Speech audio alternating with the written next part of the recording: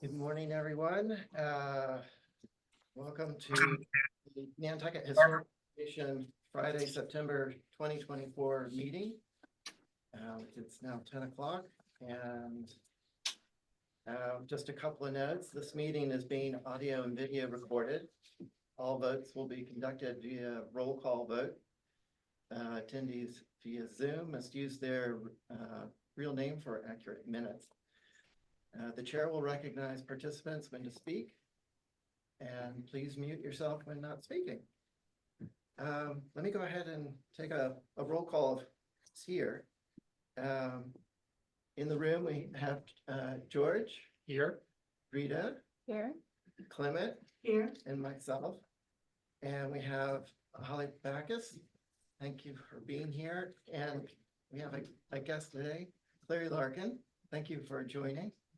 And then online, we've got Abby Demolina. Here. Morning. And Diane Coombs. Here. And Sarah Noel. Hello. Welcome. Let's begin with any public comment. Claire, it looks like you're the only public. We'll wait for your comments later. Let's just start off with the election of officers. My plan was that if I was elected to the HDC, which I was, I would step down as chair. So that's up for grabs. So I would step up from vice chair to chair. If you would Do you need, like, I'll formally nominate? Do we need like a nomination? I believe. Is that how it works? Would someone like to nominate Rita? I would love to nominate Rita. Yeah, I'll second. Okay. And so will George. Any other nominations?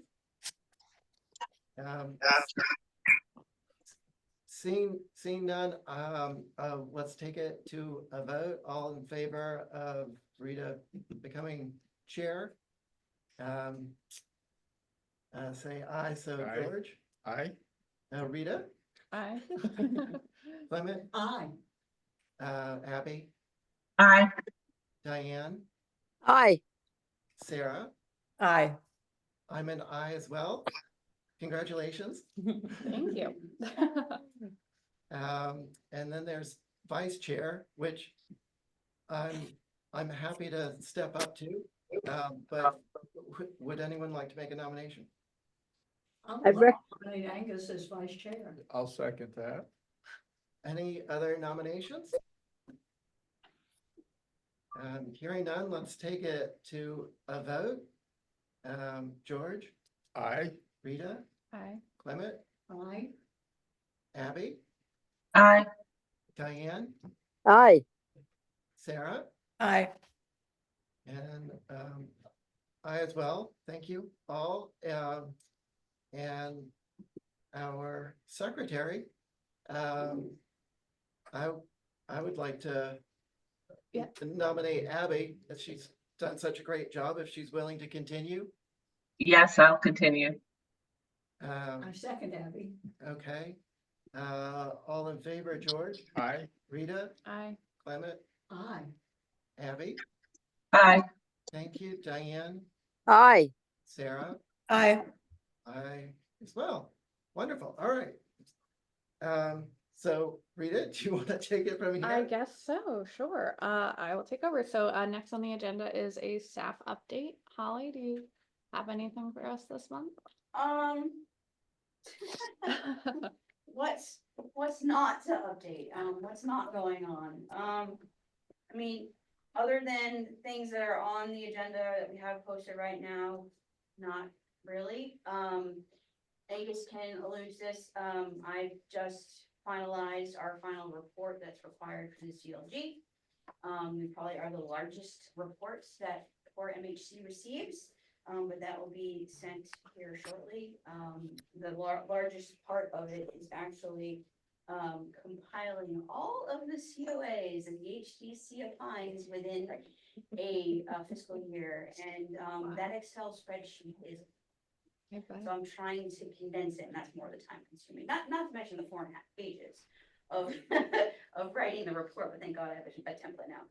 So that would probably be my best staffed update right at the moment, that, besides the other hacks that are going on. That's what I'm looking to lead it at. I'm so curious. What's the number? Yeah, I know, how many? 2025 COAs, which is up Wow. from last fiscal year, which is what I've been telling everybody. Wow. Yeah. We're, Wow. the numbers don't fly, so, yes. It's a lot. Mhm. And remember that fiscal year is from, the end of, or July 1st to June 30th, so, yeah. A lot. Great, so is that all, Holly? That would be all. Okay, great. And then, so next on the agenda, we have our ongoing survey work. And then we have the Community Preservation Commission update of the survey funding from last year. So Cleary is here to speak on that for the Preservation Institute Nantucket. So Great. Thank you all for having me. So we are in discussions with Holly about setting up our first community engagement kickoff for the West Monomoy survey. Just so everyone understands, the goal of this CPC funding is to do a reconnaissance level survey of the West Monomoy area. This will be about 250 properties that we will survey, get the basic information on, and do at least 2 community engagement outreach efforts within the community to help develop a list of criteria for prioritization for a deeper dive into the Form B information. So it's not the full survey report and Form Bs for every property. We're kind of taking it step by step to see how we can prioritize which ones need the full in-depth research. So over the summer, we had an initial conversation with a group of stakeholders here and with PAL consultants and the town discussing survey best practices and how we could really make the process more efficient. Think about using some standards and boilerplate text for context statements, things that we use often, thinking about the list of people, architects, builders, that we need to just have some standard text for so that we can keep pulling that in and you're not repeating the work and remaking the wheel every time. We have been developing our survey app so that when we do get into the field, we'll have our iPads, plug in the information, take the photo, it populates the database so that we can add that into the town GIS map. It's a lot quicker than doing pen and paper. We've been using this system in Florida for years now and have been working with our Florida SHPO on that sort of population method. We are going to set up a call with MHC just to verify that this is, meeting their standards and we're giving them everything they would like to see. Our tentative date for the kickoff will be October 19th. That's a Saturday.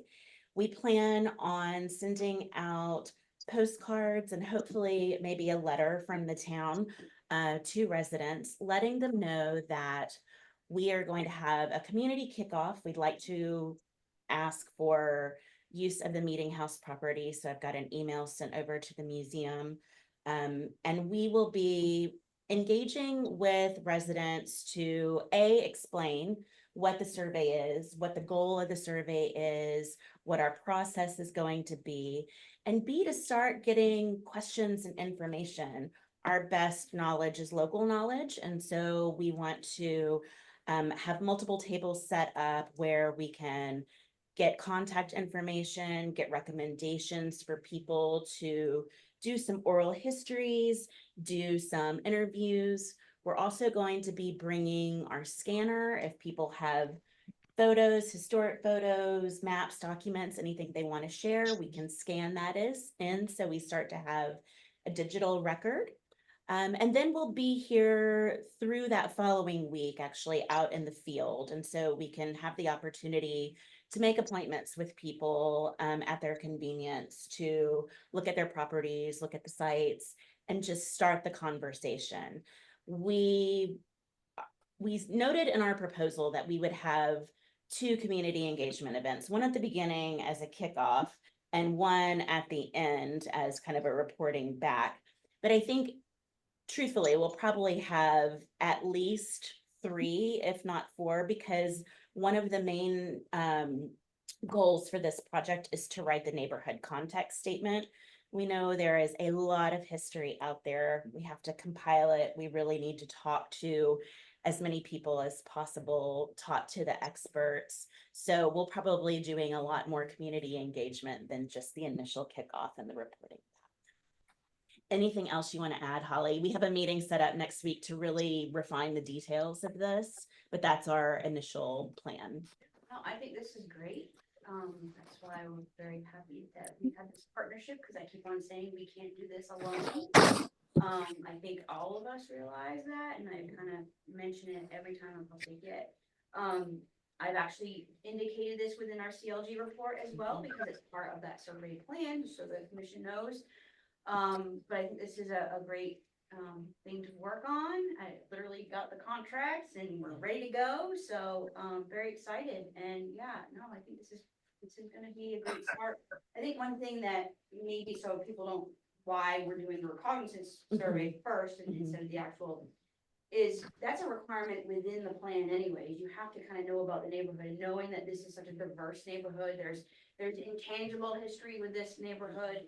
And that's really important to document before we actually get into the nitty-gritty prescriptive forms. And I do agree that there's going to be probably some areas where we say, this doesn't need a form B, this needs a form A, or vice versa. So doing, I think this recognizance survey is really going to, I think personally think be like a pilot as we go forward within the survey plan. And then the final thing that I'd like to say is what we will probably end up doing for Penn next year is focusing on New Guinea and working with, the local historians and organizations that are familiar with the area and the history, and teaching our students how to do the deep dive into deed research and house histories and things like that. So we'll be able to dive a little deeper next summer as well. So this work will help us prepare for that and figuring out which properties we want to look at. And also over the summer, you had one of your students, graduate students, right? Coming over to scan. That's true. Yeah. Yeah. So as you all know, with our 89 municipal survey effort, we have a lot that are not available on the town's website via Macris or the web or the GIS. And so they're in our lovely old file cabinets, and some of them I don't think people realize we have surveys for. A lot of it's a window survey, but at the same time, there are photographs that not necessarily are, in the mainstream, if you will, on some of them. So we don't have it digitized, and this effort has helped us get at least digitized and be that start, if you will, for the process. So no, I'm very happy about that. And yeah, so that'll be able to be connected to your GIS system. Very, very important. Yeah. Yep. Are those available to the public at all right now or not yet? Not yet. Not yet. Okay. Yeah. But those will be the basis, for the surveys once they get to that point. Mm-hmm. But yeah, no, we want to be able, I mean, technically, if anybody says, hey, do you have a survey for X? I'm always searching within our internal database, but no. So Holly, one of the things we should talk about next week is how we want them labeled and organized, so then you can just go ahead and have them. So we're almost done with the organization of them. So, yeah. How many do you expect to get to over, long range plan? Yeah, so we're gonna cover all 250 with the reconnaissance survey. So honestly, Clement, it's like, we're architects and architectural historians, so we can go through and look at, the architecture. We can do the basic research to determine estimates of dates of construction, and we'll do all of that this fall. And then through that work and establishing criteria for prioritization and talking with the community, then we'll figure out how many get the deep dive into research. That's great. It's really exciting.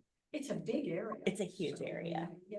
But I think the other survey areas that you all have done have been bigger, maybe? Hmm.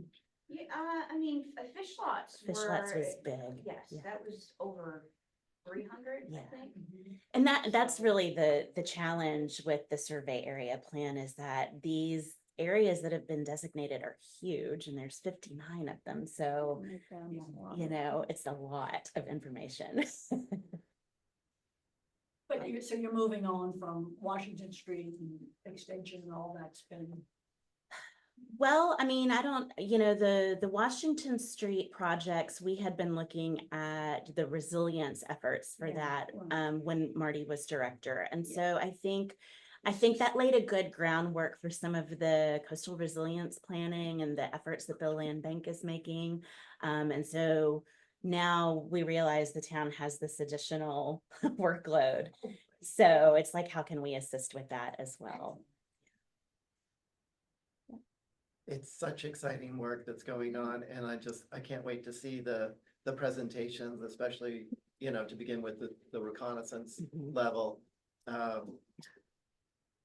I was curious, when do you think there would be, or will you plan to have a presentation at the end of the first section of the reconnaissance?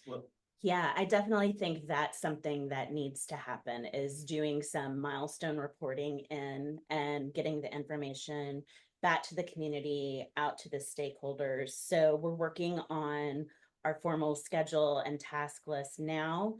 We'll have our meeting with Holly next week to kind of confirm everything, and then we'll definitely set up a reporting back meeting. Exciting. So like I said, I think, not just beginning and end, but we're Right. definitely gonna need to, we put in the bare minimum in the proposal, but I think we'll definitely need to come back. Do you make and- presentations though? I mean, Yeah, okay, so yeah. we could talk to the. president. Absolutely, Right, yeah, so we absolutely. can all mark Well, our we can calendars remind for them. Yeah. October Yeah. 19th. Well, Absolutely. The fact that this is a partnership Yeah. between us Mhm. and PIN, and we can't do this alone. Mm. And, CPC is very, I guess, focused on certain criteria. Mhm. You're going above and beyond in my book. Which I think this needs to be in that way, so I appreciate that. Well, and I think one of the most important things that we talked about when we had our meeting, determining how we do survey, and we met with NPT, we met with Betsy and Marcia in the town and PAL. And, the resident, the local participants in that said the community engagement is really so critical.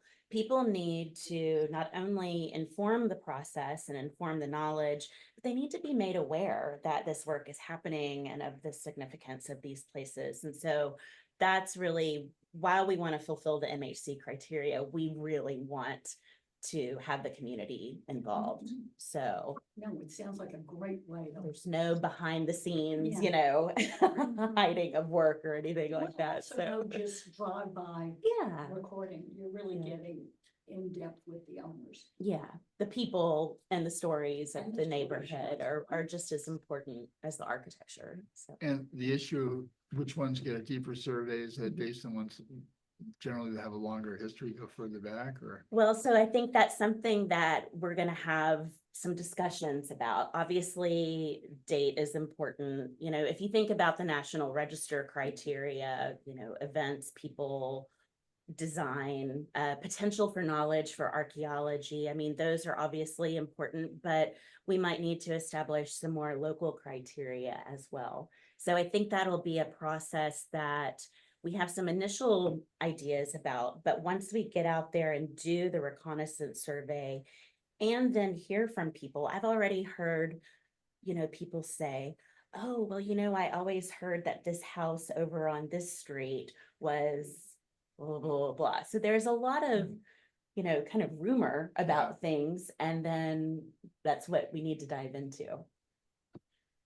So I think that would be good to get some feedback on as well, once we have kind of the general reconnaissance information, how do we want to prioritize what gets surveyed for Form B? When you do that community outreach, please be in touch, because I've lived and worked on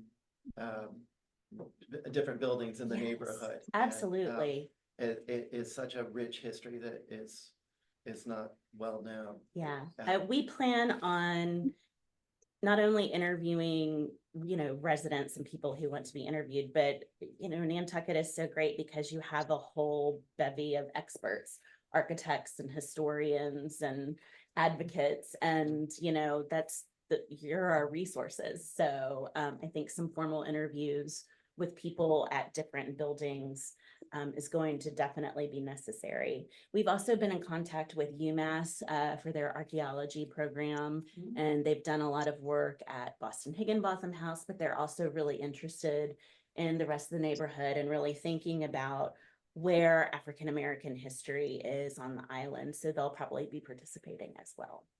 Great, because we need that architectural, The archaeological, yeah, absolutely. piece. The survey work, you were asking about the surveys in the proposal, there are 200 Form Bs that were specified. And that's probably a loose number, but I think it's been a project to have 120 in any given year of the survey work that Pal's been doing. Yeah. The So Form it's- B is so in-depth. I mean, it's really, I've done surveys in numerous states. I've never seen a form as in-depth as the MHC Form B. In Florida, it's, 1 page and the back page, and it's really just about the architecture and maybe a sentence or two. So, it is a lot more work to do a survey up here. Well, the architectural information is so interesting, but in the Form Bs, we've gotten to learn the history of the owners Yes. and the changes that have happened over time. Yeah. But that adds such a dimension. It really does. Yeah. Thank you. Well, thank you all for your support, and we look forward to reporting back as well. That's exciting. How many kids do you have this semester? We don't know yet. We start advertising for Penn in January, so yeah. So I'll be sure to send out the advertisement when we're ready. Good, that's great for us to hear. Oh, wonderful. Thank you, Clary. Thank you. Can't believe it's summer marked 20 years that I did it. Wow. All right, so next under survey work is the MHC review of the fiscal year 22 Yes, survey so I, forms I from gotta, Cal. yes, so I received an email from MHC, we need to wrap up that, project. Apparently they have comments on the forms, but we have not seen them. Okay, So we're gonna have a wrap-up meeting with them, going over any of those details. We've done that before, so I'll reach out to you and we schedule that. great. So that's pretty much all I have on. Great. And then was there any other update regarding 23? So 23, in order for us to want to move forward, because again, we had to, first off, you all know, everybody, and probably the 2 newer commissioners know that this past year has been staff-wise very difficult. My preservation planning hat has really had to push to the side and focus on the regulatory board of the HDC. And with that, in January, we really, January, February, we're really dealing with having to gear the RFQ, the scope, and try to tailor that to our needs. One thing that MHC has stressed, and they recently stressed it again, is that the qualified architectural historians that they recommend that meet the criteria within the scope are few and far between. It's very prescriptive. The whole MHC process is prescriptive. So with that, in order to move forward, the scope does have to be brought forward. With the chair's assistance, I'd like to move that forward and revising the scope so we can get somebody that meets maybe the Nantucket criteria aspect. Again, I think just so you all understand, their process and scope is very prescriptive. That's the only thing you take out of this conversation. That's what it is. And so it's very difficult to being able to say, oh, okay, well, we all know people that know Nantucket, but they don't meet this criteria, so that was had to be. And unfortunately, I was geared to do that, and then staffing issues. So, it had to be put on the back burner for us to move that forward, which I think would be a good idea. Yes. I also, put in additional funding for the next, not this coming up fiscal year, but the following fiscal year with town. Town is staggered ahead than the MHC, if that makes any sense. So we internally are already thinking about fiscal year 26, whereas they're thinking about fiscal year 25. But I put in funding for that. The funding aspect and the Nantucket factor is very, very important. From my conversations with MHC is they're not budging on the monetary value for a survey form. So that's also we have the Nantucket factor, and I've had to stress that not just to MHC, but I've had to stress that to other state agencies like MEMA. So it's a real and true factor that needs to be brought into place, and everything else, and inflation and all that kind of stuff. So it's not easy. If preservation planning was the only thing I did, yeah, I would be past it, but unfortunately it's not. So want to move forward. Again, I'm very, very happy that we, at least we have working with PIN on this important aspect, because again, we cannot do this alone. And I want the public to realize that this is a public and private and educational part. Yes. Okay, well, anything I can do to help, or we as a commission can do to help you, keep moving that forward, make sure we don't, lose out on that funding. Please keep me posted and keep us all great. Okay, then next on the agenda is the certified local government MOU, between the NHC and the HDC, which was in the packet on page 28. It starts on page 28 of the packet. We had talked about this last month. Do you guys want to share that on the screen? Yep, I'm getting there. Thank you. No problem. I think the way that we left it was that once we had a full commission again, we were going to come up with a sort of a breakout group to work on the wording.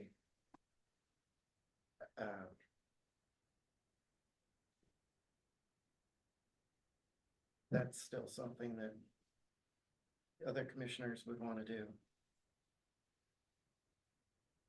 So I guess for those that may not be aware, what you see in the packet and on the screen is what the HDC had approved on their side. It wasn't unanimous.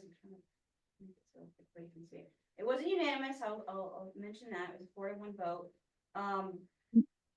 But this is what was essentially approved on their end. I'm sighing because I don't know how the two commissions are going to meet a happy medium. I'm kind of at a little loss here.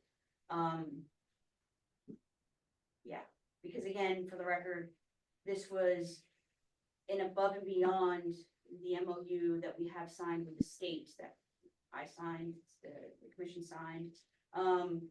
That's a requirement when you have two commissions for a CLG within Massachusetts. And I will mention this, every state's different. Every state handles the makeup of the CLG for each community differently. That's how Massachusetts handle it. It's a boilerplate MOU. Framingham has the same thing that we have.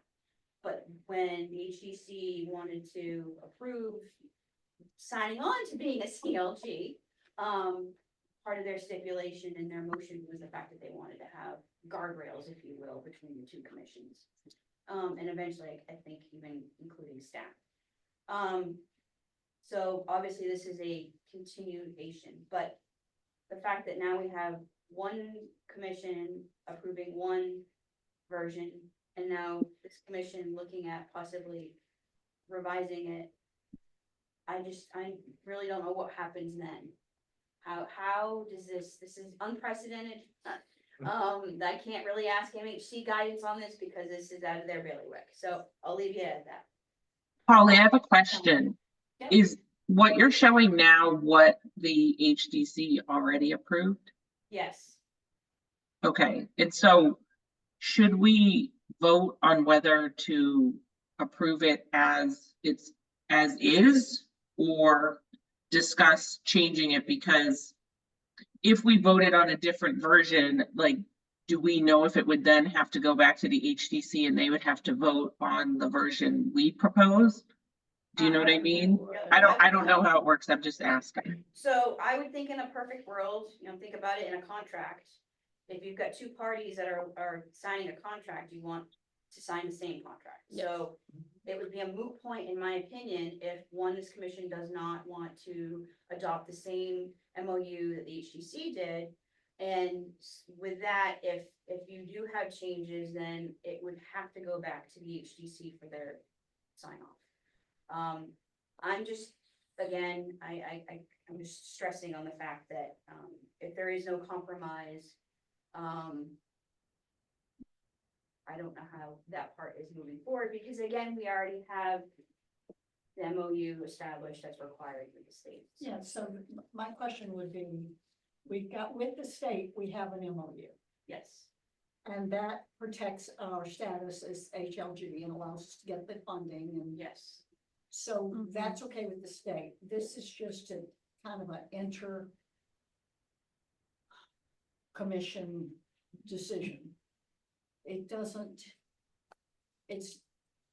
make any difference to the state whether we have one or not.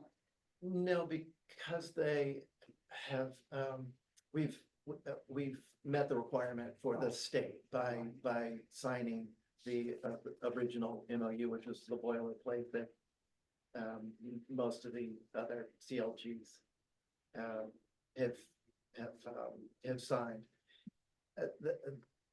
The thing is, I don't believe that this, so there was the requirement from the HDC to do the MOU, the additional MOU. And so there was a proposal for that from us, that they weren't happy, that the HDC wasn't happy with. And so then it stalled for 2 years or something. And so then it's just recently come up, within the past couple of months. And so they've signed it, what their proposal, this wording. But in my mind, and I believe others feel the same way, this doesn't, it's a little bit confusing because it doesn't say all the things that the NHC does.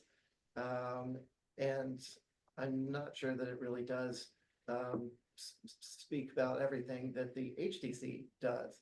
And then there's wording that could leave things up to interpretation about the interaction between the boards. And I believe that the intention is to make clear what each commission is responsible for, which is already in the bylaws for Nantucket.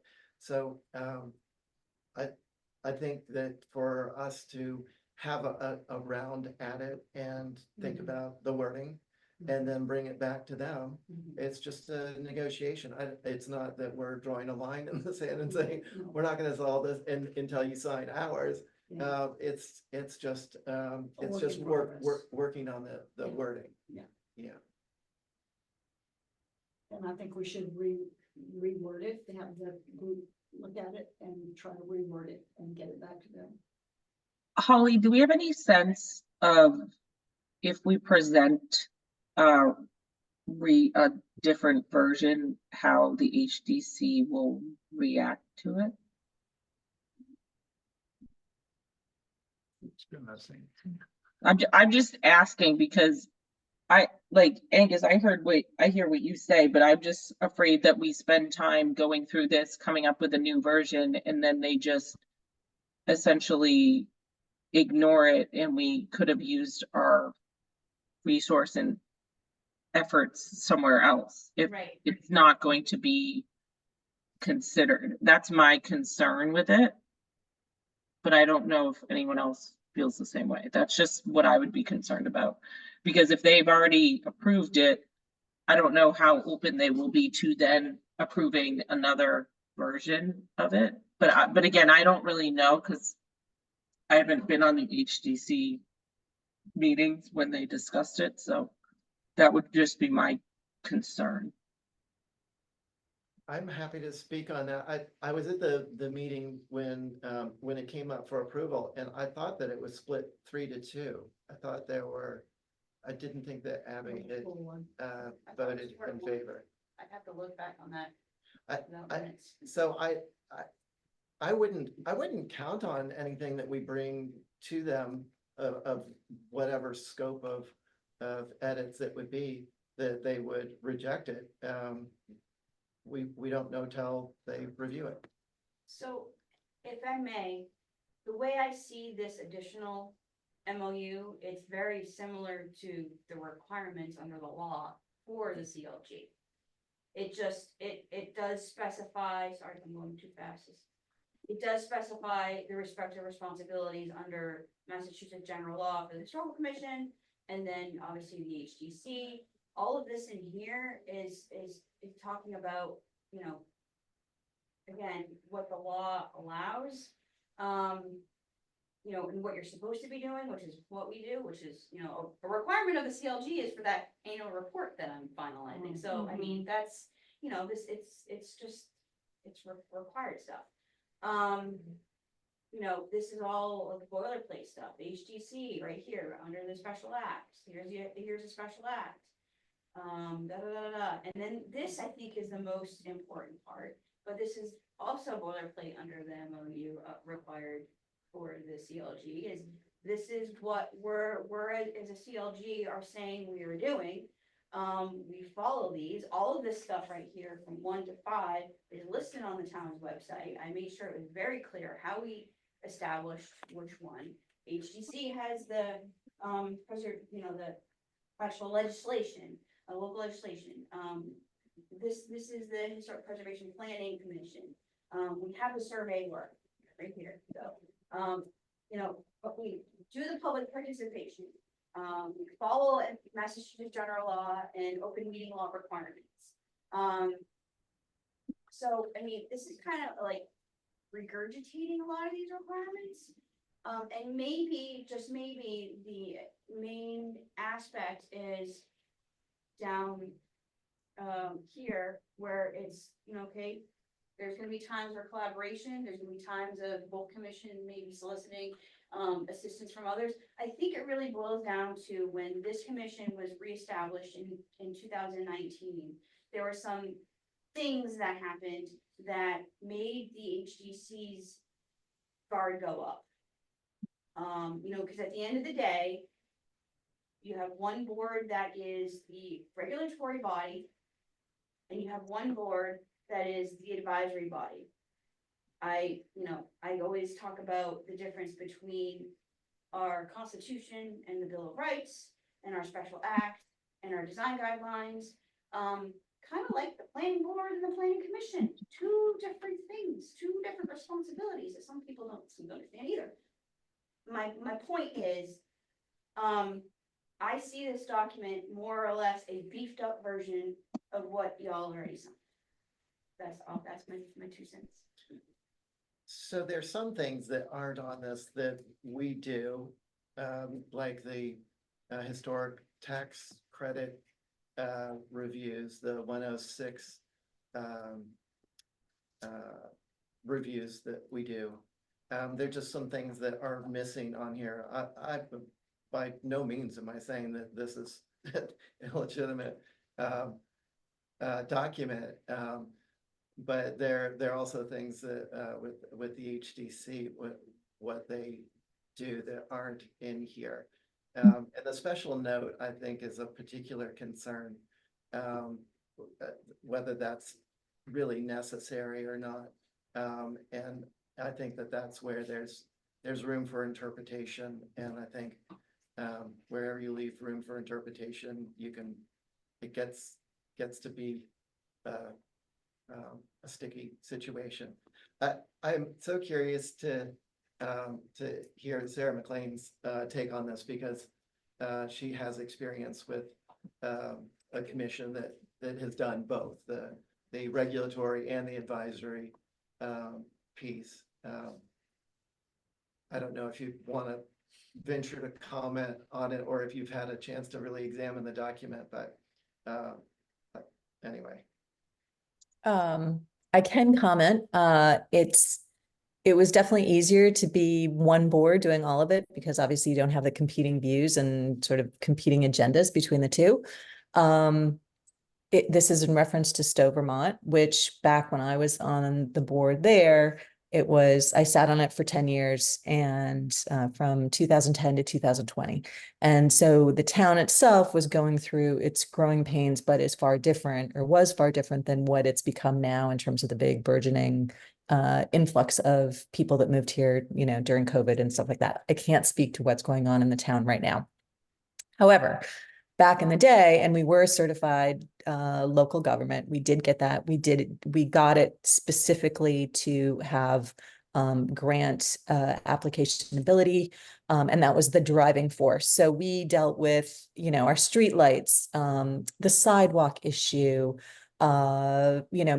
how to make things accessible downtown. So that was the sort of the regulatory aspect of it, or municipal aspect. And then we had oversight over the town itself in terms of, what we would consider HDC, building oversight, working with the planning commission and select board and stuff like that. I can't speak directly to, I've gone through the documents, I've read this. It seems like to me, the HDC just wants to put its stamp and sort of have its hands in something to control what is happening, whether they're affected by it or not. And so I don't necessarily understand why they're sort of putting handcuffs on what the commission wants to do. And I haven't obviously sat on this long enough to understand that. But my takeaway is that, it's far more difficult, the way I see it, having two different bodies that are supposedly working for the same goal, having competing agendas effectively.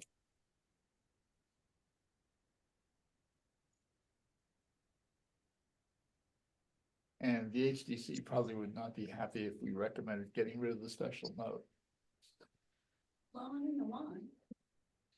Well, They must have had their reason. Yeah, I mean, that's my concern because I wasn't here when they wrote the first one, but my concern is we bring changes and then they're not receptive to them because I assume there was a reason they put in this special note, but even like I don't know if they're going to say, well, the point of this document isn't necessarily to like spell out every everything that each commission does. They might say it's only pertinent to the CLG, but again, I don't know because I wasn't on it before, but that's just my concern. But I'm open to what you guys think one way or the other. I'm just afraid we kind of spend time and energy trying to make it better and then they're not receptive to it. I'd just be cautious of not tailoring this to something that we're comfortable signing just because we don't think they're going to sign it afterwards. I think that there's a little bit of room for negotiation here. And I would propose that we have a group to tailor the language that works better for us. Well, the HDC has also changed composition since they wrote this. Speaking of HDC, Diane is here and she could probably talk about this contract as well, or MOU. Do you have any thoughts, Diane? Well, I certainly sat on when we were signing the first one, and then we have signed the one with the this commission, and I think the first sort of thoughts going through their mind was that they didn't want to lose control of what they had control of by having somebody else involved. However, I think that it can be worked out because I think there are many things that this commission can do that the HDC can't. And vice versa. We had Hillary came and discussed it with us, or so that they had an idea they wanted to have it or they had to have it, but took some understanding, and it still does. You've got a HCC board which can be at times a little contentious, and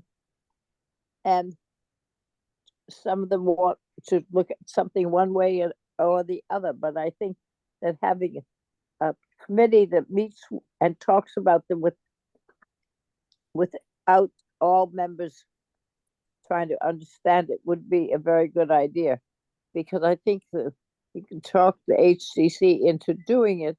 It's just, if you will forgive the thing, just pat them on the back. And so that they know that this commission is not going to step forward and do the HDC's work. I think that's what goes through their mind a great deal. So I think a group to work together would be successful. I would think so. I would think so. Angus, do you think the HDC would be willing to do like a work group so that we have, and maybe obviously not that I'm volunteering you, but maybe we have some HDC members. So it's like members of the CLG so that we have people from both sides so that we actually are able to come up with a compromise document that then they can present to both at the same time. Do you think that would make sense? I think that is a great idea, Abby. I would say that we would probably want to come up with language that we could have in a discussion with a breakout group from the HDC and collaborate on the language together without taking up meeting time from either commission. Okay, so, but maybe that could be like a second step is we establish our work group and then we could bring it to like a Right. bipartisan group, if you will, right? And then circulate it that way, maybe? Yep. Yeah, I think that would be effective. All right, my question from an open meeting law perspective, you can't have, you can't have a quorum, so I would recommend having minimal people from both commissions. Mhm. I mean, I think at the end of the day, it's important to have a collaboration, but at the same time, when you have too many from each commission, that's when you want to make sure we're consistent. Definitely. But, and I understand, everyone's concerns about the special note, but I do think, it's sort of protecting the HDC, but also protecting us Yeah. too, from, and it doesn't, and I know there's a lot of the things we do are not listed here, but I don't see us signing this MOU as is, as creating a situation where somebody would come back and say, oh, well, you're not gonna do tax credits anymore because it's not an MOU. Right. Like, is that like your concern or something along those lines? As or- long as we've been a CLG, we haven't really stepped on each other's toes. Right. So, and that's without this additional MOU. Mhm. So part of it is it even necessary?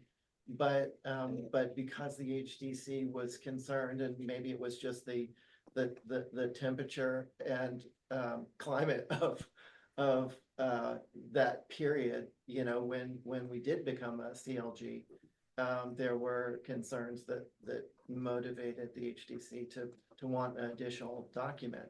But if we are going to have one, I think that it's clearly written in all the documents that already exist, what we do and what we don't do. Mhm. And It's in the mission, our mission. so I don't know.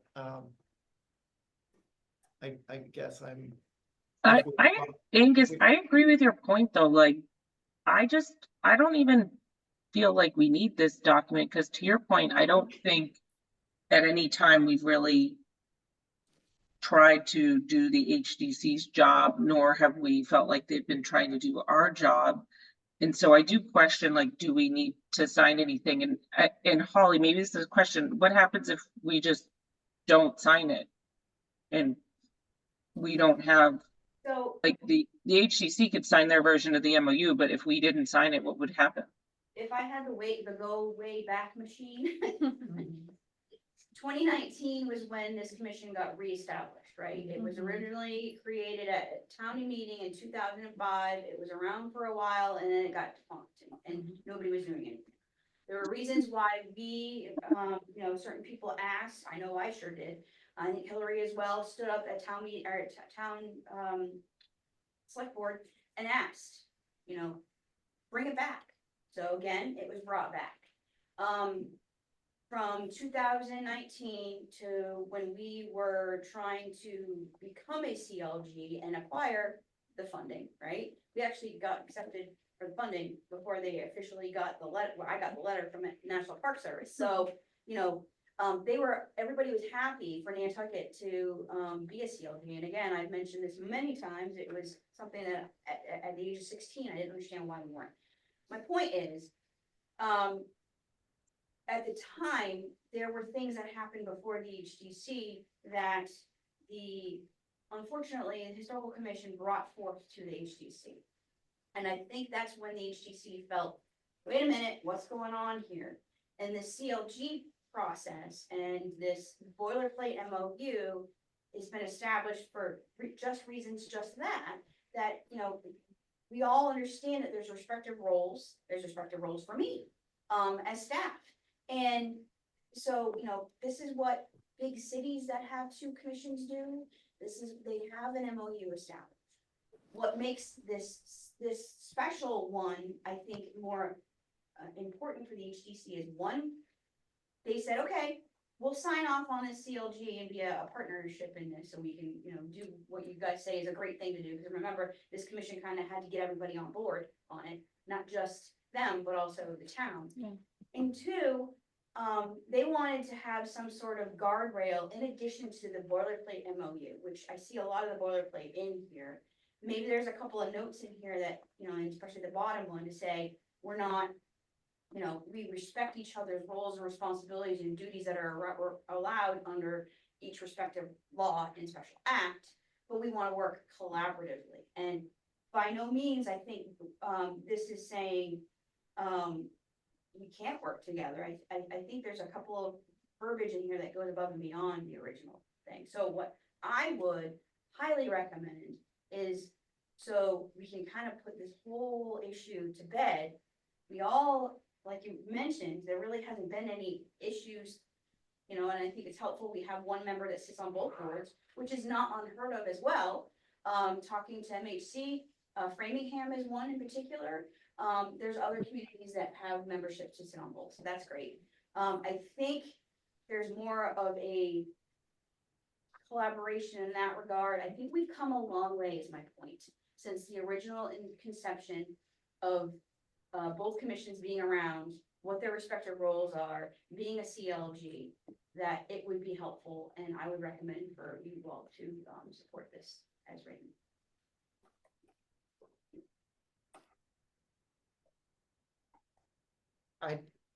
I know there were concerns at the HDC, and I believe that it was a split board. It's five people voting, and I believe it was 3-2. And therefore majority, it passed. But sitting on this board, I still have concerns, and I would be uncomfortable signing it as is. I don't think that it needs a lot of work, but I do think that it needs some work. Okay, so maybe are we at a point where Angus, along with maybe one other member of our commission, so that we don't violate open meeting law, maybe you could put together some proposed changes and then maybe reach out, maybe just to, the HCC chair, reach out to Stephen again, and maybe only him, so we're not violating open meeting law, to see if proposed changes are something that the HCC might be open to as well, and then we could come back for October. Just Yeah, I Do you don't think think that's we, feasible? I don't think we get, we're not going to be violating any open meeting laws if three of us from this commission meet and find language that might make more sense, and then bring it to the willing members of the HTC to consider.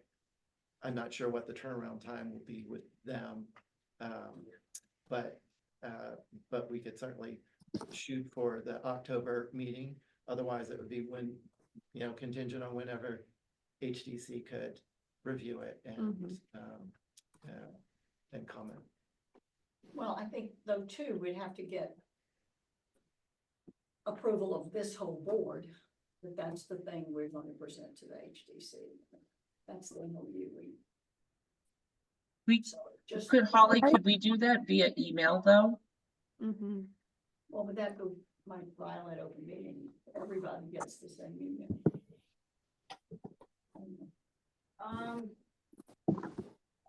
You can't deliver, so anytime a board receives something that they need to, provide yay or nay on, the entire board can't be on the same email. So that's why I always say, please do not reply all. So, if something is good, that's fine, but really and truly, if somebody's coming up with some major concerns, then I think that would preclude us from moving forward with anything. We would have to go through a meeting. I would have to say, okay, I received everybody's comments and Clement had concerns with X, Y, and Z. So we're gonna have a meeting to have a discussion. I think we need to do baby steps. I think Rita, you're on the right track, with, if we could have a work group from this commission, we don't have to meet open meeting law, and have those changes provided. Yeah. Bring it to this commission October.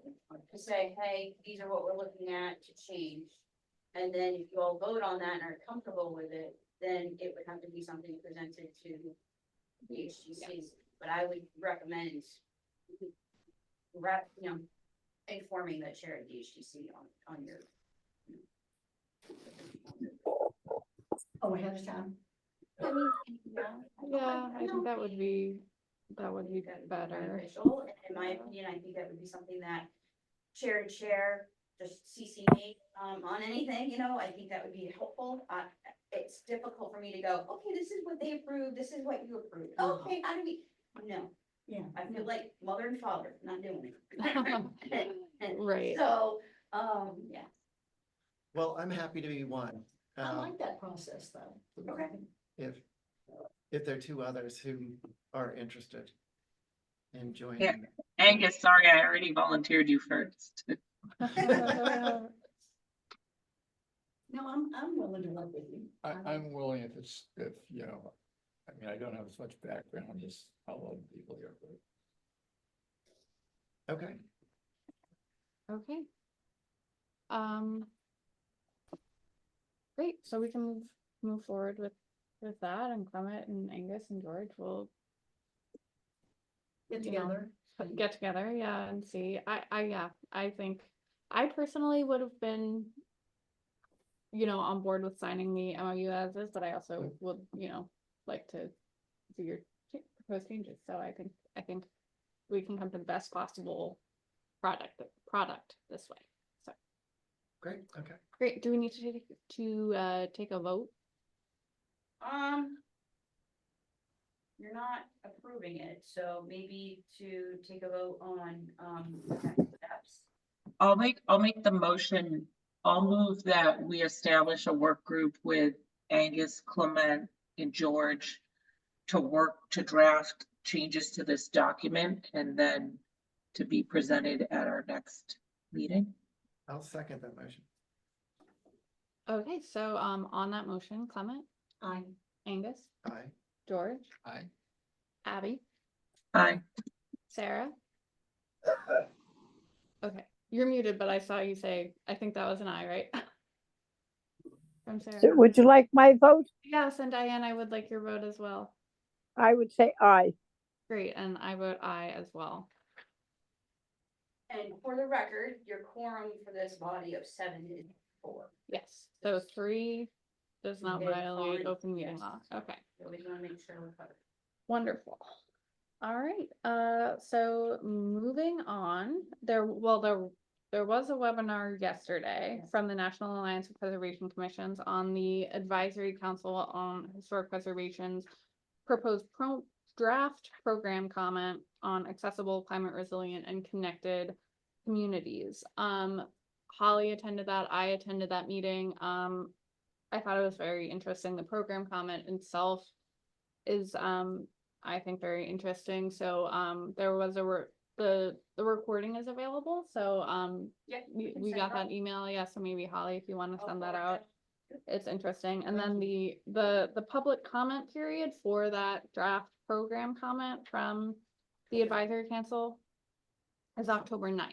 Yes, and that's on the agenda and linked there if you want to take a look at the program comment. It's about 43 pages long and has some, alternatives for sort of streamlining the section 106 review process for properties that are for housing and for climate change mitigation type projects. And Holly. what I was getting out of that was, yes, it was for section 106 and how to streamline, but more for federally owned Mhm. structures. So the only real thing that came into my thought process for us here on Nantucket would be Grant Point. Yes, and it does also cover private buildings that are receiving federal Yes. funding. Yeah. So I think there could be some Yes. implications on Nantucket for that as well. I potentially. agree, and I do think that while I respect Sarah Rowan, the chair of the ACHP 100%, I think she's very proactive on many aspects of preservation and how the preservation and regulatory world meet together.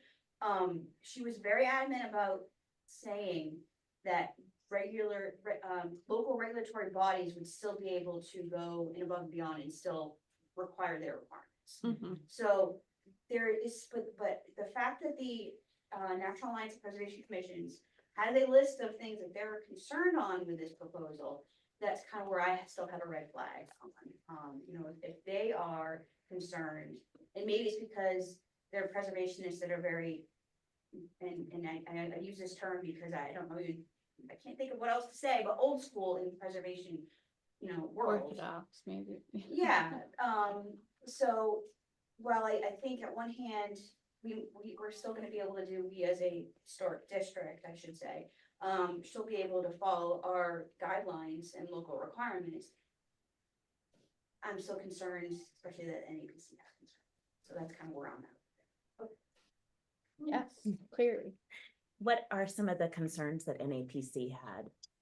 Just as an example. Oh, gosh, and I didn't print that out. Oh, that's okay. I just, something off the Yeah. top of your head. just Um, was- I think it was about having a change to the process itself, Mhm. and circumventing the locals, requirements. Even though Sarah said the local Yes. requirements could still be. Right. They Okay. did, So I the wasn't- agency did come out with a list Mhm. of their thoughts, Okay. if you will. I will. Their chair, who was the gentleman that spoke? I think he's one of the board of Board of directors and he's works for the city of San Antonio Yes. Preservation. And I think he came up with some concerns. Was curious on whether or not, it was even reflected with Sarah. I think, she's just kind of said her thing and that was it. So I don't know, what changes are gonna come out of it.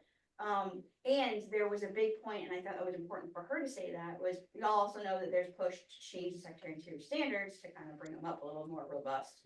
And be a little stringent in other areas, and she was very adamant about separating these two kind of components. There was some confusion on that too. as well. So, but yes, I will Interesting. forward that information from NAPC and I'll send it to you as well, Chris. Thank you. I had signed up for that, but something came up yesterday, so. couldn't. But it looked interesting. It looked like it was trying to. Yeah. We came up, we were in the air. And on that note, I did wanna, just remind everybody, I know I try to forward as much stuff as I possibly can. But please let me know if, individually, if you do attend something that is, that either you found out about or, something that I mentioned, and sent an email. Because I try to record that and provide it on our CLG report, because that's part of the things that they wanna know, what are we as a commission together doing? And I bring up the point that when we had the CLG training that MHC asked for us to do earlier this year, there was a couple of members from both commissions that attended. So that was good. I mean, on that note, I could mention, last week, myself and, Mary, I don't know if Mary's still on the call, but we went down to DC for, the National Historic Preservation Law Conference, which was put on by the, National Trust for Historic Preservation in partnership with, the Advisory Council on Historic Preservation, which was very interesting. It was definitely geared towards lawyers, and there were like continuing education credits available, but, there was a lot of interesting stuff about Section 106. Sarah presented there on the program comment draft. There's also sort of a panel about Section 106 now that the Chevron deference has been overturned by the Supreme Court, which said that, federal or that the expertise of different federal boards, that was to be looked to with deference in terms of legislation, and essentially they said they don't think it'll have any effect on Section 106, but that was really interesting. So yeah, it was a good experience. Glad you guys were able to go. Rita, what was that called? It was the National Preservation Law Conference. Okay, sorry, I just wanted to put it in the notes. Yeah. Perfect. So we can move on to our commission goals, which Holly has up on the screen. Abby, do you want to take it away? Sure. I had final comments. Holly, did you get all the comments you needed for phase 3 batch 5? If you have sent them, I know some of you are working on it. Yeah, delinquent, yeah. Get 'em to No, me. I'm not trying to shame It's a good anyone. rainy weekend if you want to review this batch 5, and maybe, well, because I know those were sent prior to Diane and Sarah being on the commission, so I don't know, Holly, if you still have that link, or I definitely have them saved to Dropbox, so I could send. Do you have the Dropbox link? Yes, I could send that to you, and then. Yeah, that would be awesome. Great. Thank you. And I'll forward that to Sarah and Diane. But yes, please provide comments. Please put me on there too, since I Okay. don't seem to.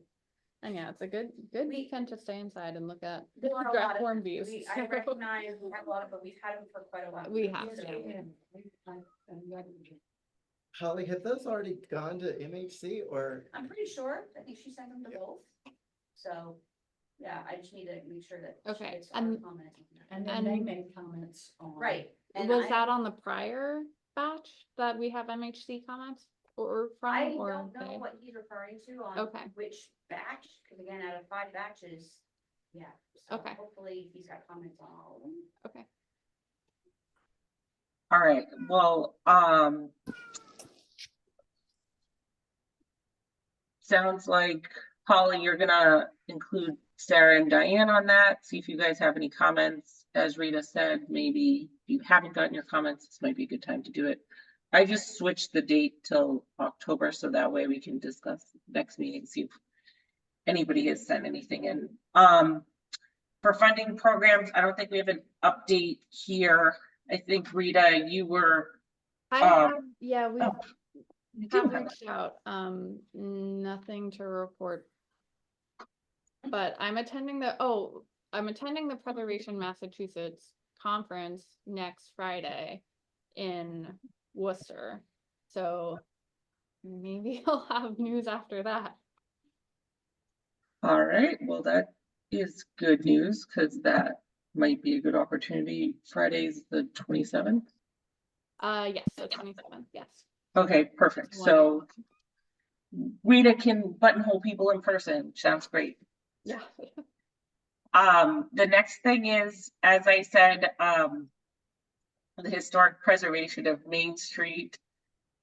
I know we had, Cleary speak. We're obviously going to continue to support this. This was just kind of ongoing. I don't think we have anything separate. I know Cleary, you said the kickoff's the 19th, right? October 19th? Yes, that's right. Okay. I haven't advertised this yet. We really just settled on this date this week. Okay, perfect. So I'm just gonna keep this as like, we're gonna continue to support, and if you need anything, you can reach out to us and we'll go from there.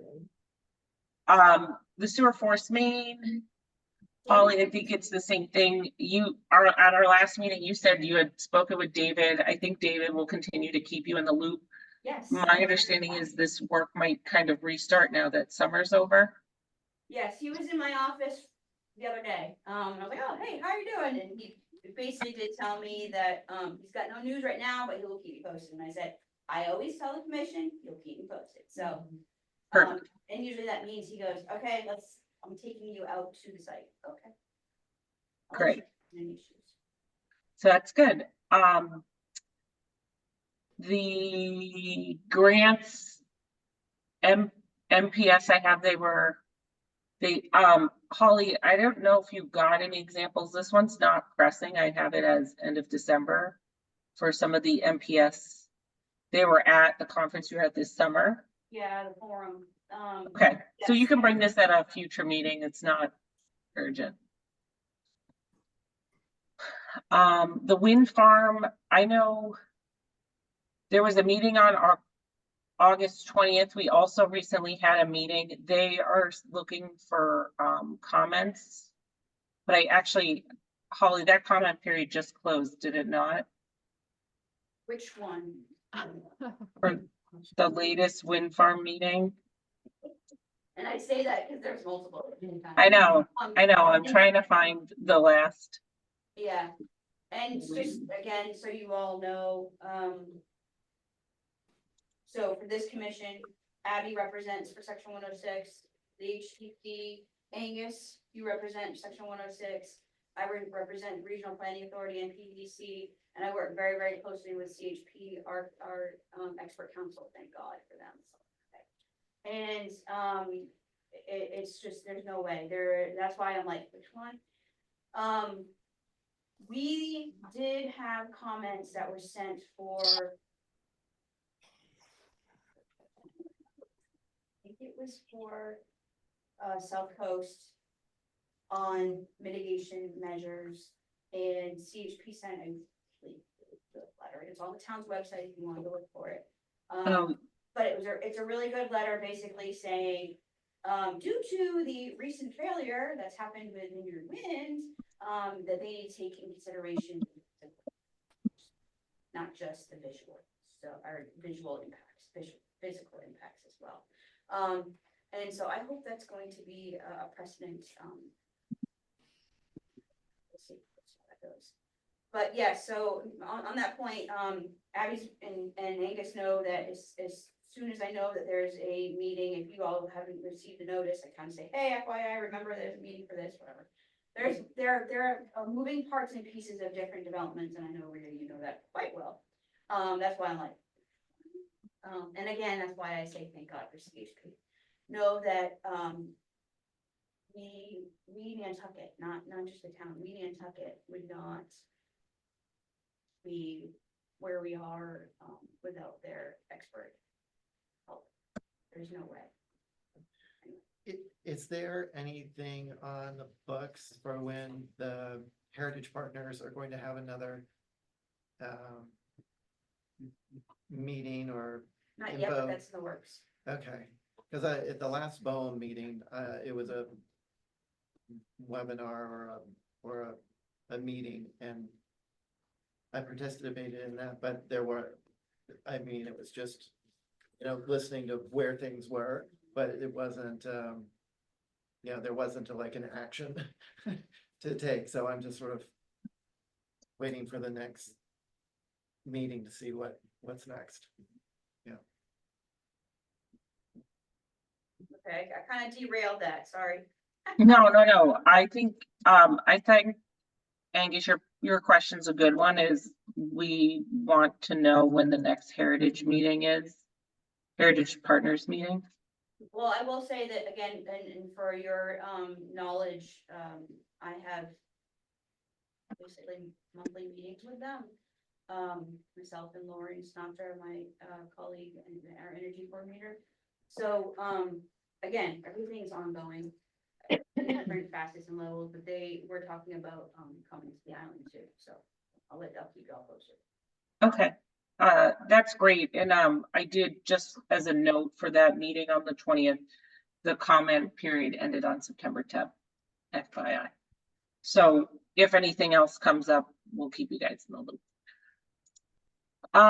The next, the governance, we for the CLG, I think for this, what I would say is kind of our next step is our work group working on the MOU. So I'm just going to update this and say that you guys anticipate coming to the next meeting with a draft of changes, if everybody's okay with that. Okay. The last letter we had was the 89 Easton Street letter. I believe that was already sent.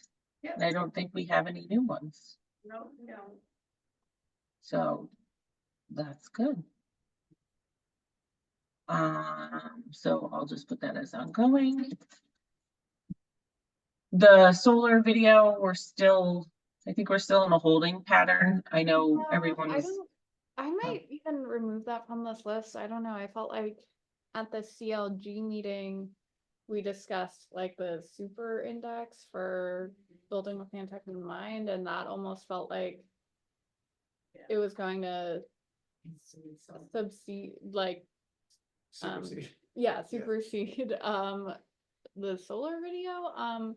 But then obviously there hasn't really been any movement on that super index project, so That's a good point. I'll just put that as a note of that the index will probably take precedence over our video. because we haven't really. Yeah, it might Made make any sense to, progress. as Rita's suggesting, is just remove the solar video and replace that with the quote unquote super index. Yeah. And at our next HCC meeting, or is that something, Holly, that you can reach out to the chair, the HCC, about organizing a group, if we can have that be a subject on the agenda next time. I can ask.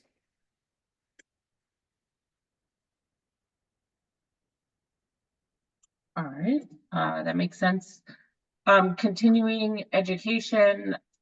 I know you guys mentioned a bunch of stuff that you went to. We also had, sorry, Holly, I had your list. There are some upcoming virtual workshops from the MHC. There's one on October 18th for online research for historic buildings. There's one in November for determining historic and architectural significance. And then in December, there's one for best practices for developing a strong local preservation program. So there's a bunch of them coming up. So I just wanted to flag those for you. I'll put the dates on the next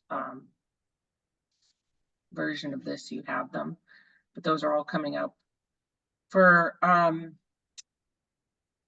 community education, I know, Holly, you were gonna confirm our interest in the American Revolution 2026, Yeah, I 250. think, so I had sent it to our local nonprofits on the island. And, there was interest from NHA, there was interest from, Chantal with our, culture and tourism department in the town. And I think it worked out that unfortunately, her and I were both on, like, not in the office, vacation, or working from home, at the time of when it was due. So I think that is a kind of a moot point now. But there was another grant that I just recently sent to our, nonprofits, NPT, Sconset Trust, MMA, NHA. And I know MMA came back and said, thank you, Polly. So it was something about, I think I sent it to Mary, I think. I tried, as soon as I get these, if I know that they're not pertinent to all of us, I don't send it to everybody. But if it's something for a nonprofit.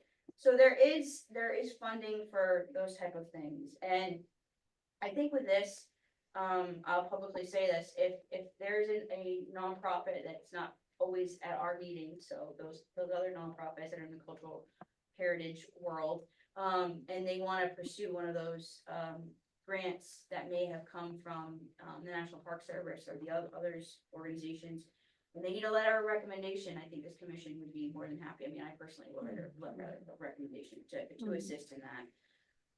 So I will send that to you, Abby, so you can add it on there. The email that I sent to those nonprofits.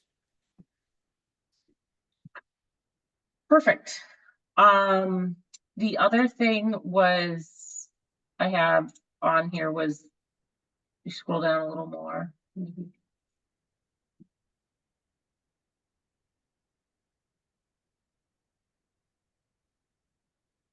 Can you scroll, Holly? Oh, sorry. Sorry. No, we're towards the bottom. I had mentioned that I had met with, some of our town officials. We met with Mark Willett from the water, want to comment, and also we met with David and Charles from the sewer department, and we met with NHA and a consultant, and they're looking to do some research on coastal resiliency. So I think actually at our next meeting, Niles was going to come and talk a little bit about that coastal resiliency plan. So that should come, hopefully we can get it on the agenda for the October meeting. But I think it'll be really interesting, just kind of walk you guys through coastal resiliency and what we're doing from a historic preservation standpoint of how we're trying to build it into our coastal resiliency plans. So that would be coming up. And then, as Holly just pointed out, I think there's continuous kind of ongoing collaboration with any of the groups. Obviously, thank you, Cleary, for coming to our meeting today, and Mary, who was on, but she dropped. But MPT, PIN, Sconset Trust, NHA, any of these organizations, we appreciate them continuing to work with us. Can you add MMA on there? Yes, I will add MMA. Yeah. I try, and like I said, Jason was from MMA, she was very happy that I sent that to her. So, yeah, there's a lot of different funding and, opportunities and, try to facilitate and send that off to people that may be interested. Grants are not easy, I can say that though. But they can be worth it. You can add it again on maritime as well. Yeah, Egan Maritime too. Yeah, I just added them as well. Good catch. And I did want to mention that project that I mentioned that the state's,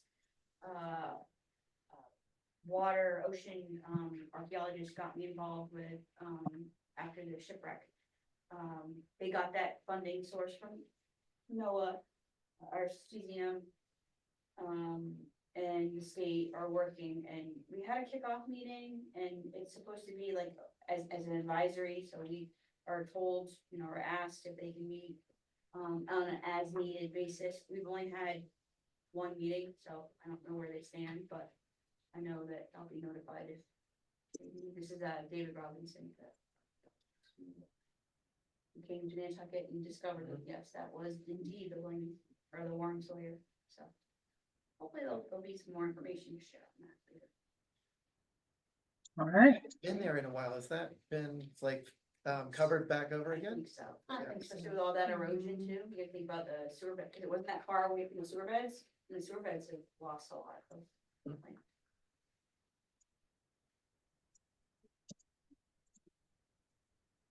All right, that was everything I had. Great. All right, so we have, next on the agenda, is approval of minutes of the August 16th meeting. But Angus, did you have edits or? I sent a few edits to Abby and Holly. I didn't want to like do the whole Yep. group. Yeah, I'm incorporating the edits, so we can like, if you wanted to approve them pending Well- edits or something like that. I couldn't. Why don't we skip over that until next meeting, just so that you can maybe, if you can make the edits, Abby, and then send them to everybody to review. I don't think we Okay. should put on them Okay, at this point. Mhm. Okay, whatever works. great. Thank you. Is there any other business? Oh, I guess I guess have something. So for Nantucket Preservation Trust, our awards ceremony, for our annual awards is next Thursday, the 26th at 5 p.m. So if you'd like to come, it's at In your- Sherburne in Hall. your Yep, offices? upstairs at 11 Center Street. Which is unfortunately not handicap accessible. So Thursday, the 26th, 5 p.m. for the award ceremony, we'll recognize this year's winners, and then there's food and drink from Lemon Press as well. So please come. I'll forward that invite. It's a lot of fun. I'm Yes. going to. Yes, it's And we have another Wisconsin representative. this year. yes, we do. Yes. Oh, and the Maples, 14 Broadway in Sconset won the our Michelle Elzay Architectural Preservation Award, and Leslie Mayer, the owner, is also going to be having an open house at the Maples that same day, Thursday, from 10 to noon. So you could go to Sconset, see the Maples, and then join us for the reception at 5 p.m. at Sherburne Hall. I was so excited to see that because often these award winners, the public doesn't really have the opportunity to see firsthand. They read about and they see it at the award ceremony, but to actually be on site and see the accomplishments of the recipients, was just really great news. Yes. Excited. Anybody else? Any other business? Sarah? I just want to congratulate you guys on getting the approval for the demolition delay. Because I know that was a big deal and a big push, and I was actually at town meeting when we all voted for it. So congratulations to, I guess, preservation. Yeah, I think that's great. And no controversy on it. It was. Yeah, I know. I mean, Mary had a whole, plan for who was gonna speak. We did expect it to be called, and we're pleasantly surprised that, it just went through with. Roared through. So, yeah, that was great. I should have said this at the beginning of the meeting, but a huge welcome to the new commissioners. Thank you for joining. Yes. Thank you. Yes, we're glad to have you. Sarah and Diane. Thank you. I'd make a motion to adjourn. Second. All right, on that motion, comment? Says aye. Angus, All right. George, Sarah, Aye. Diane, Aye. Abby, Aye. and I say aye as well. Thank you, everybody. And So I Just for a warning, is that it has gotten really, really, really windy out. I know it is nasty out there, yeah, and It's looks like it's gonna stay that way. gotten worse. So, thank you, George. Safe travels, George. Is George going somewhere again? He's jumping on a boat. Bye, everybody. got his Have a car good keys. weekend. Bye. Thank Safe you all. ride. Bye, Thank you. thanks. Bye, Hope I everyone. can meet you if you come to a meeting next time.